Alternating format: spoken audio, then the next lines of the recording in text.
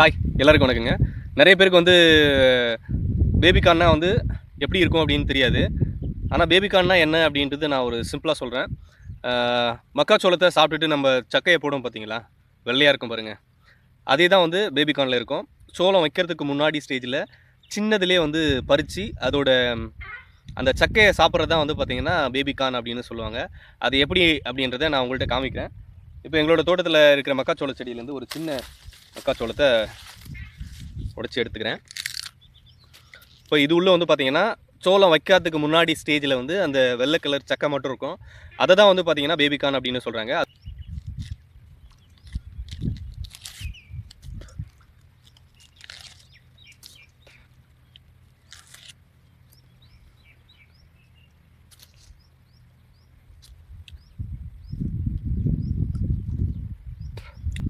ரெண்டு கையில் உரிக்கலான்னு பார்த்தா ஒரு கையில் கேமரா இருக்குங்க, அதனால தான் வாயிலே குறிச்சி எடுத்தாச்சு.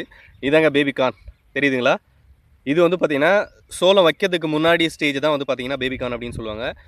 இதை சாப்பிட்றதுக்குமே வந்து பார்த்தீங்கன்னா ரொம்ப டேஸ்ட்டாக இருக்கும். நம்ம சோளம் வச்சதுக்கப்புறம் சாப்பிட்ற டேஸ்ட்டோட இந்த சக்கையோட டேஸ்ட் வந்து பார்த்தீங்கன்னா அவ்வளோ சூப்பராக இருக்கும். இதுதான் வந்து பேபி கார்ன் அப்படின்னு சொல்லுவாங்க. நீங்கள் இதை சாப்பிட்ருக்கீங்களா அப்படின்னு சொல்லிட்டு கமெண்ட் செக்ஷனில் சொல்லுங்கள். இப்போ தெரிஞ்சிருக்கும்னு நினைக்கிறேன் பேபி கார்ன்லாம் என்ன அப்படின்னு சொல்லிட்டு. மீண்டும் அடுத்தது ஒரு வீடியோ பதிவில் சந்திப்போம். நன்றி, வணக்கம்.